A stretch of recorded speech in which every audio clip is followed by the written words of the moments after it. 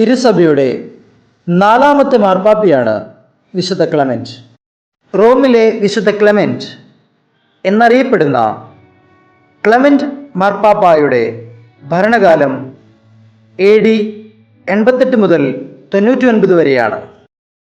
പുതിയ നിയമഗ്രന്ഥങ്ങൾ കഴിഞ്ഞാൽ ആദിമ ക്രൈസ്തവർ ഏറ്റവും വിശുദ്ധമായി കരുതിയ പ്രസിദ്ധമായ 2 ലേഖനങ്ങളുടെ രചയിതാവായ ക്ലെമന്റ് അപ്പസ്തോലിക പിതാക്കന്മാരിൽ അഗ്രഗണ്യനായ ദൈവശാസ്ത്രജ്ഞനാണ്.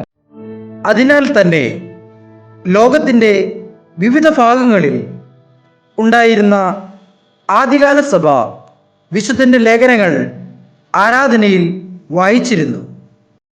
അന്ത്യോക്യൻ സുറിയാനി ക്രമത്തിലെ അനാഫോറുകളിൽ ഒന്ന് ഈ വിശുദ്ധൻ്റേതാണ്. റോമിൽ ജനിച്ച ക്ലെമന്റിൻ്റെ പിതാവ് യഹൂദ വംശജനായ ഫൗസ്റ്റീനിയാസ് ആയിരുന്നു.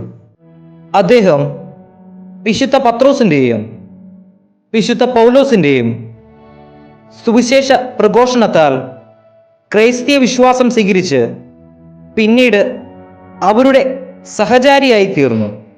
വിശുദ്ധ പത്രോസ്ലീഹ തന്നെയാണ് അദ്ദേഹത്തിന് പൗരോഹിത്യം നൽകിയത്. റോമ മാർപ്പാപ്പമാരുടെ പരമാധികാരം വെളിവാക്കുന്ന ആദ്യകാല സംഭവമാണ് റോമാ സഭയ്ക്ക് പുറത്ത് കൊറിന്തിയോസ് സഭയിൽ പ്രശ്നമുണ്ടായപ്പോൾ റോമിലെ പാപ്പയായിരുന്ന വിശുദ്ധ ക്ലെമന്റ് അതിൽ ഇടപെടുകയും അവിടുത്തെ പ്രശ്നം പരിഹരിക്കുകയും ചെയ്തു. മെത്രാന്മാരെ സൂചിപ്പിക്കുന്ന എപ്പിസ്കോപ്പോയി എന്ന പദം ഈ ലേഖനത്തിൽ അദ്ദേഹം ഉപയോഗിച്ചിരിക്കുന്നു.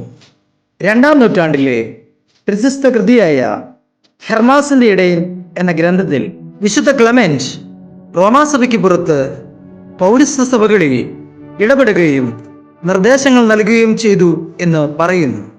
വിശുദ്ധ ക്ലെമന്റിന്റെ ജീവിതവുമായി ബന്ധപ്പെട്ട ധാരാളം ഐതിഹ്യങ്ങളുണ്ട്.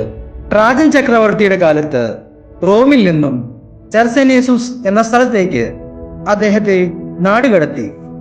അവിടുത്തെ സഹതടവുകാർ വെള്ളമില്ലാതെ വിഷമിക്കുന്നത് കണ്ടപ്പോൾ ക്ലെമന്റ് മുട്ടുകുത്തി പ്രാർത്ഥിച്ചു. പ്രാർത്ഥനയ്ക്ക് ശേഷം നോക്കിയപ്പോൾ അവിടെ കുന്നിൻ മുകളിൽ ഒരു ആട്ടിൻകുട്ടിയെ കണ്ടു.